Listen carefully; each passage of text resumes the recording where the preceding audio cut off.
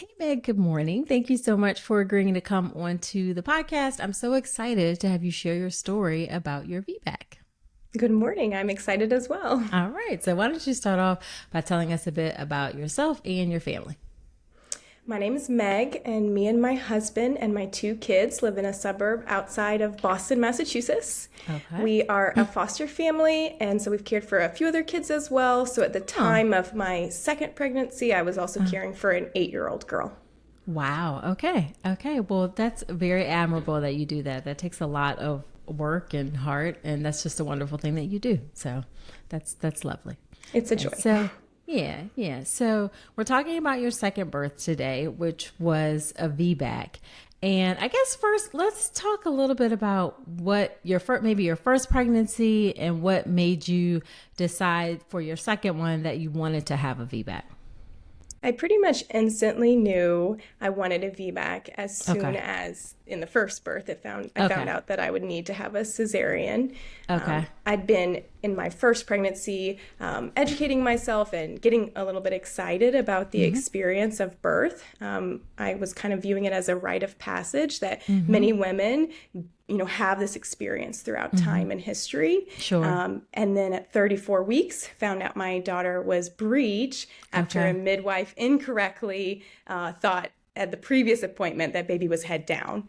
Okay. Nope, that Okay. was the butt, not the head. So Gotcha. baby was Gotcha. breech. It was a little late to do much to correct it, although I did try some spinning babies moves, handstands in the pool, and 2 external cephalic versions. And both of Two. those, yes.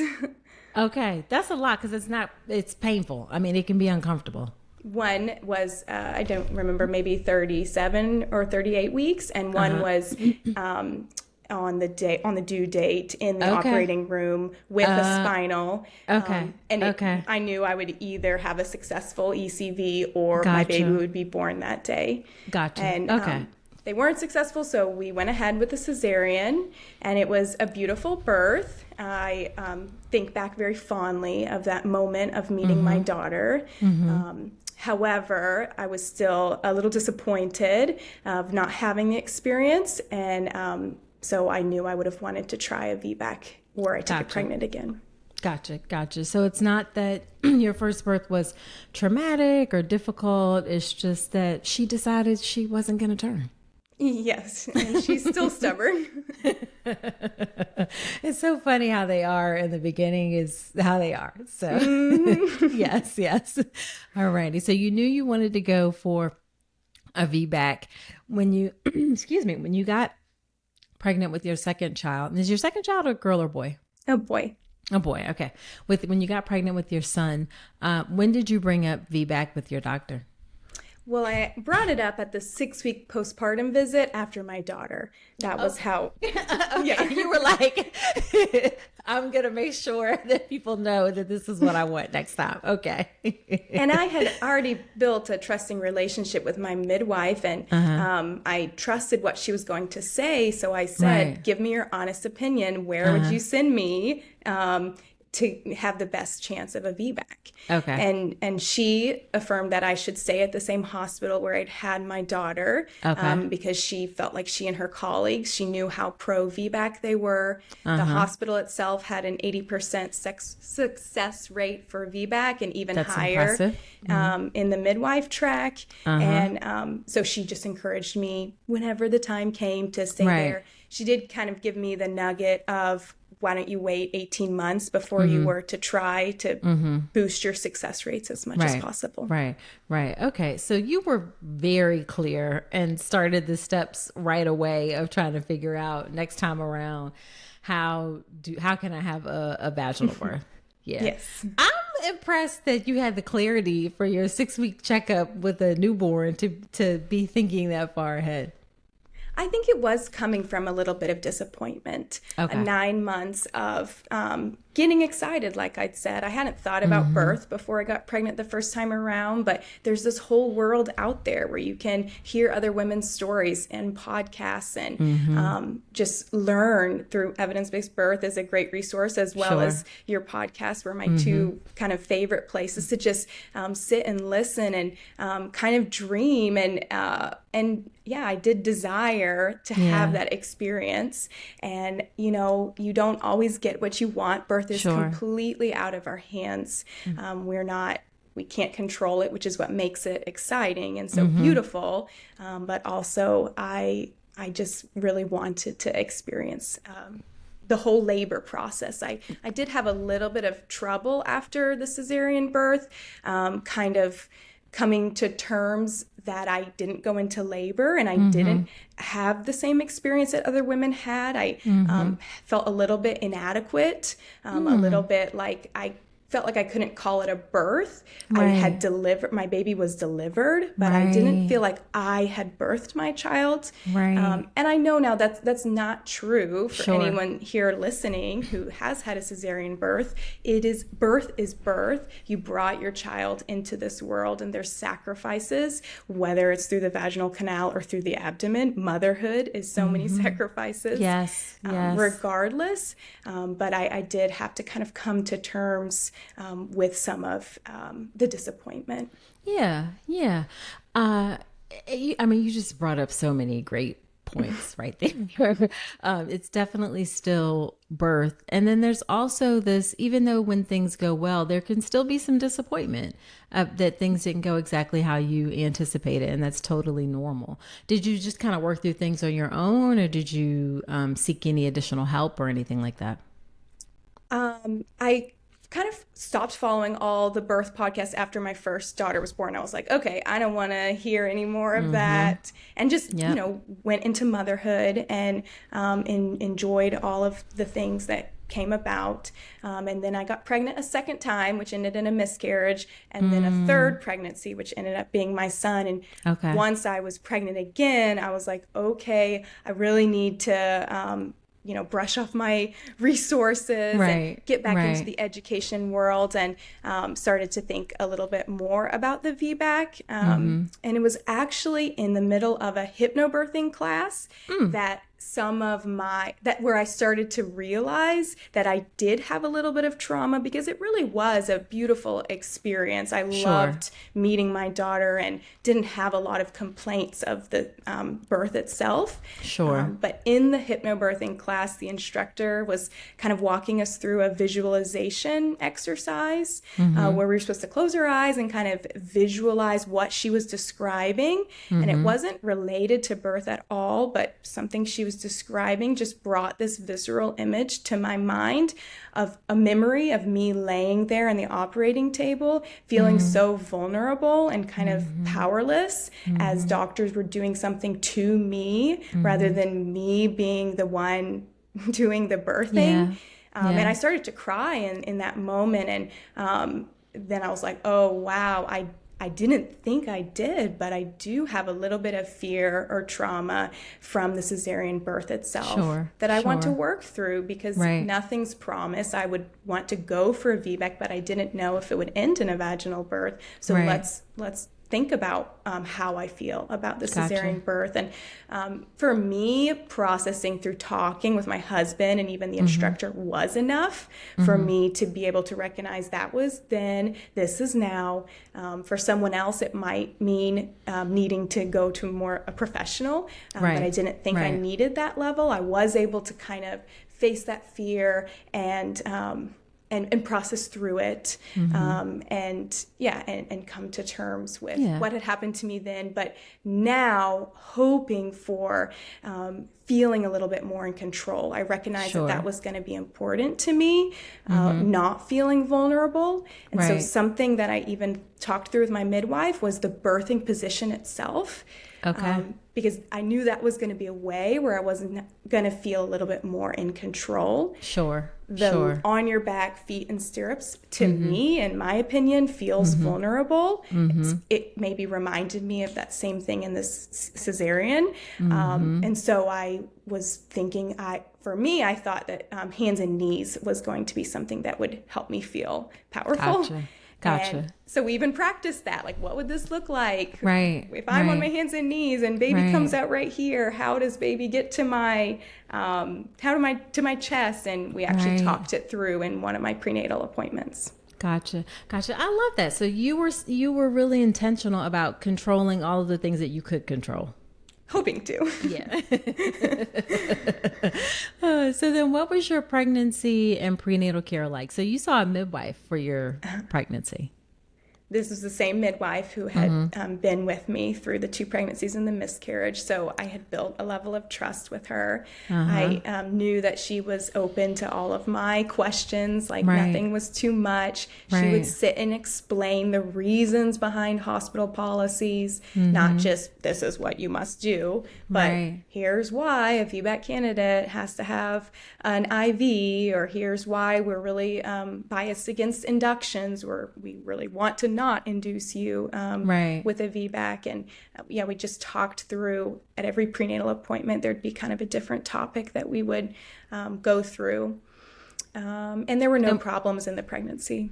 Okay, good. Now, was she bringing these topics up, or were you coming to her and bringing up the topics? It was me. She would always ask, what's on your mind? And I would have something new. Gotcha.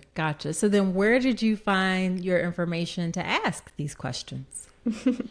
As I mentioned, your podcast, as well as your birth preparation course, helped me think of the topics. And I'd already done a lot of this the first pregnancy. I knew what were typical procedures for this hospital, but I wanted to know how they would be different for a VBAC candidate. Like I mentioned, the IV, for example, or the induction, not being able to use cervical ripening medication if I did be induced. I also asked about the birthing tub. There's one birthing tub in the hospital, but I was told that as a VBAC candidate, I could use it for labor, but not for delivery. But as you'll hear later, that ended up not being true. Okay. So then what were some things that you wanted for your birth other than trying for a vaginal birth? Yeah, that was the number one goal. And I wasn't trying to be too difficult. Like, if I could achieve a VBAC, no matter how it happened, I would have been very pleased. Gotcha. But a secondary goal would be that I would hope for as few interventions as possible. I would hope for unmedicated. So I was looking into some other ideas for comfort measures. Gotcha. Okay. So then, and I guess going back to your prenatal care, so you saw the same midwife who was part for all of your visits, but she was part of a bigger practice. Yes, who in the same hospital. Okay. And did you know that was she guaranteed to be there for your birth? She was not. Okay. They did like a meet the midwives experience where I at least saw faces. But that was something that I was hoping for, because there were a couple of midwives. You know, it always is like this. You don't really jive with all of them. So you're like, just let it not be those two. But anyone else, like, I can't wait to see them. Gotcha. And then did you meet any of the physicians in the practice at all? Not during prenatal care, only with the cesarean birth of my first daughter. And then one checked in on me during the labor and delivery process. Okay. So then, was there anything that you were afraid of or worried about for this birth? I was worried baby would be breech again. I asked for the midwives to check me with an ultrasound every appointment, 28 weeks and beyond. Like, let's not make the same mistake. I already mentioned I was a little concerned about the VBAC itself. There are a lot of scary terminologies, like it's VBAC success rates versus failure. You're candidate for a VBAC. It's attempting a VBAC. The language just isn't used for a first-time birthing mom. And then even a uterine rupture sounds pretty terrifying. I'd rather, not rupture. Right.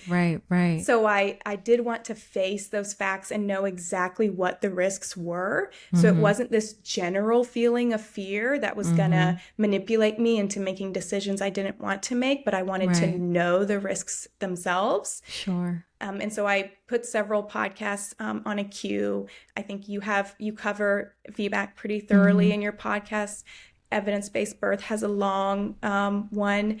And then there were several other interviews, VBAC Link, VBAC Facts, that I just kind of put all in a row. And I didn't listen to until I was in a long car ride where I knew I would have time. Right. And me and my husband listened to them all and paused along the way, talking it out and processing through the emotions they made me feel, because I'm not going to lie, it is kind of hard to listen to when you're in that position and just fearing the worst case scenario. Right. But it did help to like put things in perspective and recognize how low statistics really are. Sure. And just think, okay, even if it happened, this is what it might look like, and the risks of XYZ are so low. There's also risks of having a second cesarean. So just kind of weighing the pros and cons and feeling like I could make an informed decision. Gotcha. I love that. So a lot of people, I think, get concerned or that it's a ton of overwhelming information. Like, were you spending like all of your time looking at things, or was it just kind of like, you were doing a little bit here, a little bit there? How were you approaching it?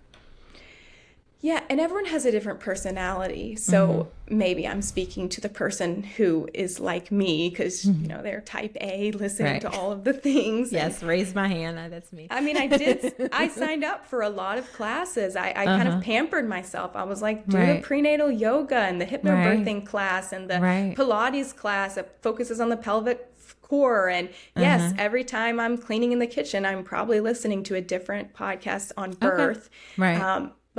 But I wanted to do that. Like, if anyone was in a place where they, weren't wanting to, then don't do it. But I obviously recommend you go into birth with a bit of education so that you can advocate for things. Even later in my birth process, I had midwives kind of pressuring me to get Pitocin when I knew that would increase the risk of a uterine rupture. And I'm like, let's talk this out. And I was able to advocate for what I wanted. And because I had a bit of education that you're just not going to get when you're in the middle of contractions. 100%. Okay. So then what was your labor and birth like?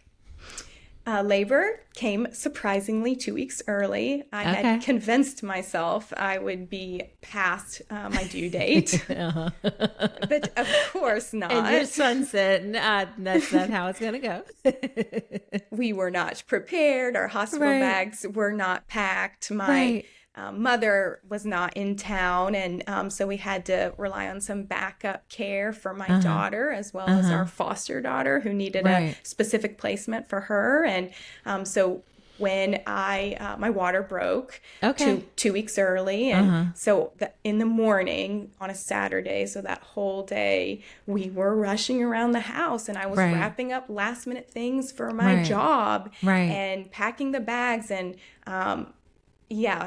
of course I didn't go into labor because my mind was on overdrive. I think our bodies do respond to that.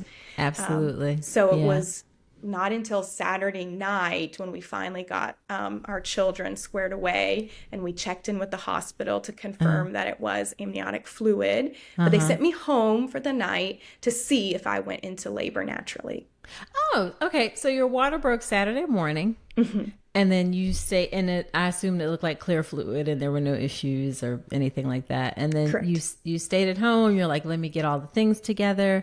You actually went to the hospital and they sent you back home.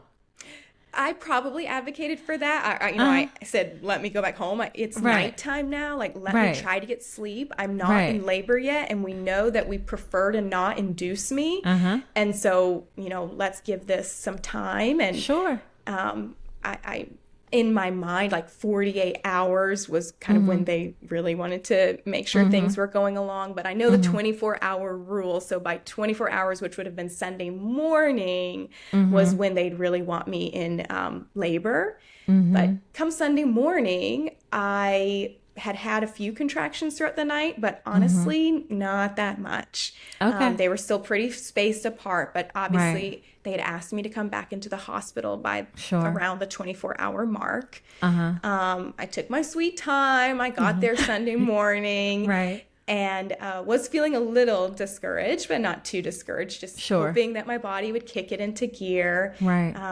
I got set up because I'd already done triage the night before, and I'd met the nurse who was going to be there Sunday morning, and she took a liking to us, and she gave us the nicest room. Nice. With the birthing tub, even though I figured I would just labor in that at some point. Right. I asked to stay in my clothes instead of the hospital gown. I set up my lights and dimmed the lights and tried to make it a nice environment. Sure. Because I would have preferred to have labored at home, and instead here I am in very early labor in the hospital. So we might as well make the best of this situation. Sure. And, you know, enjoy my hotel stay. Yes, absolutely. Because you are paying for it. So somebody's paying for it. Yes. So then what happened? Did you just hang out, or what happened to kind of get your labor going? Contractions were there, but very mild and spaced between. I'm easily able to have conversation, and I started practicing some of my breathing techniques during contractions, but then was pretty comfortable when they were not there. I got continuous fetal monitoring, which was required as a VBAC candidate, my IV in place. I'm sitting on a ball. Things did start to pick up. I started to get a little bit more back pain, so I used a lot of my heating pad. I would actually want to sit straight up. Right. My husband would try a little counter pressure, but it didn't really help that much. So things were getting a little more uncomfortable. I had several people coming in saying, when should we start the Pitocin? You know, we'd really like to start with that because of the time. That's the only concern, right? Right. So that I didn't have an infection. So we're weighing the risks of an infection versus the success of a VBAC.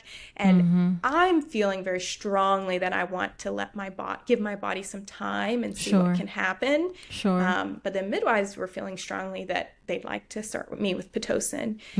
So they actually called in the OB who conferenced with me, and the OB checked what is it called when you can see the contractions? And she said, you know, your contractions are actually increasing, and I think we could give it a couple more hours to see what happens. Okay. So I appreciated that OB being willing to do what I had asked. Right. We were not doing any cervical exams, so I didn't know how far it was in the process. Sure. We assumed was that intentional? To try to avoid infection. Yeah.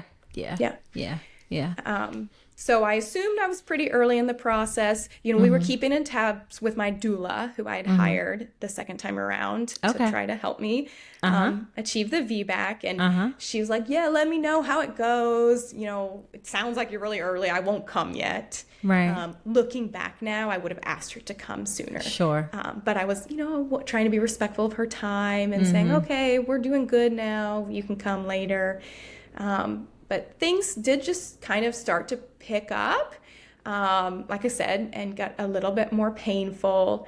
I'm not sure exactly the timing. Around lunchtime, the OB came back in and said, right before that, I actually got in a pretty zen state that I appreciate my hypnobirthing class for. Where I was just kind of sitting there for probably an hour, just focusing on surrendering to the contractions instead of fighting them. And I would say that was an hour of painless labor. My eyes were closed. I was listening to my favorite music, and I would just literally focus on surrendering. Like I said, that was my word. Yes. And And that was a cool experience. Yeah. And then I got up because I was like, oh, what time is it? I better go to the bathroom because I Right. heard you're supposed to pee every hour or so to try to help the process. So then when I got out of the Zen state, that back pain came back. And I was like, okay.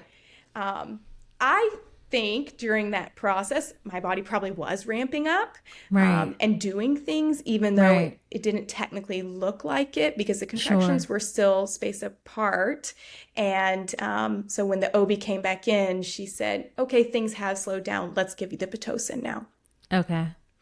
But maybe they gave me 2 drops, and maybe that was what I needed to, kick me into gear. There's a reason why interventions are sometimes helpful. Right. Right. So right. after those 2 drops, it was a couple of hours later that my baby was born. So that's all that I really needed to get me pretty far along. I kept feeling low pressure, like I needed to poop. So I would spend a lot of time on the toilet laboring. Right. Nothing my husband was doing was helping. So he was like, I'm going to call the doula. Right. It was like, And did she come? So she came as soon as he sent the SOS calls. She came and kind of assessed the state I was in, which is that I was feeling it. I probably hit a wall at this point because I was thinking, why don't you get me in the tub? Because I have to change something. At this point, there's a lot of pressure. I was thinking, what have I done trying to do this unmedicated? I don't judge anyone who gets an epidural because this is... like I was hitting my wall. Okay. So did the contractions then get more intense with the Pitocin? Yes. Yeah. Okay. Was it the chicken or the egg? It all just sort of started picking up. Mm-hmm. Which is what you want, right? Yeah. You got to have it pick up and you got to have baby be born. Yeah, you do. So then were you thinking like, I'm going to get the epidural or give me something, or where were you in your mind space? I was thinking, give me that bathtub because that would be my epidural. Like, get me in there. And this doula, one of the reasons I chose her is that she works in this hospital a lot as a doula. And so she is very familiar with it and knows the midwives and the OBs well. And those relationships are really important, as we'll find out later. But so she knew exactly what to do. She asked the midwife and she gets the tub set up and gets the water started, and you can tell the midwives like trust the doula as well. They're like, oh, will you do this? Will you do that? Sure. So she helps me get into the tub, and it because I had the IV and the continuous monitor was waterproof. But we did have to like wrap up my arm. And I was trying to keep it out of the water as much as possible. Right. I got in and I still just felt like this intense pressure. Had you been checked at all? You still hadn't been checked? No check. Okay. Still hadn't been checked. Okay. Yep. Okay. Even though you were saying you were feeling pressure, they still... Well, you know how it is. Nurses aren't really there. You're kind of laboring by yourself. It was when the doula came in that I then shared with her, I'm feeling this pressure. Baby's low. I've been sitting on the toilet a lot. She kind of assessed the state where I was at, and she was like, oh, she's further along than Meg thinks she is. Like, I still think I'm kind of early in the process, which is why I was feeling a little overwhelmed. Like, how much worse is this going to get if I'm still early? But my doula recognized, especially when I was saying, like, honestly, I feel like I have to push, and I don't think I can stop myself from pushing. That's when she's like, we need to check you. She ran out and got the midwife and brought the midwife in. Okay. But at this point, were you in the tub? Yes. Okay. So then what happened after that? The midwife didn't even she was like, put on a glove to do the check. The glove broke. Get another glove. I got to get in here. Because I'm literally like, you have to tell me. I feel like pushing right now. And if I'm not ready to push, I need to hold back this feeling. Right. So she checks me and baby's head's right there. I mean, you can feel the hair. Like, she's like, he's coming. Yeah. Yep. So I'm in the tub, and of course I would have loved a water birth. You hear all these stories of women. Right. It sounds so pleasant. Right. I'm a swimmer. I swam through my pregnancy, so the water is just special to me. Sure. But I've been told you can't give birth in the tub. So I look up at the nurse. I'm a rule follower. I'm like, am I allowed to stay in the tub, or do I need to get out? Because I just feel like pushing right now. Right. And the midwife was kind of what's it called? Like she wasn't on duty that often. Maybe she was like a part-time midwife. Okay. So she wasn't. So you didn't know her. Nope. Okay. And she was not that familiar with all the policies. So she turned to the nurse who, is on my side because the nurse really liked me. Right. And said, is it a contraindication? Will you check the policies on the computer? Right. And the nurse looked at me and looked at the bed where we'd have to get out of the tub and all the way over there in order to push this baby. Right. And she said, nope, not a contraindication. Yeah, we're just going to go for it. Yeah. But I actually think it wasn't a contraindication. I'm having trouble discerning exactly what happened in this moment. But later I am told it's not a contraindication. I think I'd been told something kind of incorrectly. Sure. It's maybe just not really written in stone because not that many VBAC candidates end up in the tub ready to deliver. Right. So okay. The nurse was basically like, we got this. Let's have a baby. Let's just go. Right. So there's several other nurses came in. There's a midwife plus my doula, who is also a home birth midwife. So she's experienced as well. And we're like, they're all discussing like, okay, how are we going to do this? I'm on my hands and knees pushing. But let's keep your butt down here. And, we've got the cord over here with the IV. And my husband had wanted to be the baby catcher, but as he's hearing all of these professionals discussing how to do it, he was like, I'm not qualified for this. I will let you do this.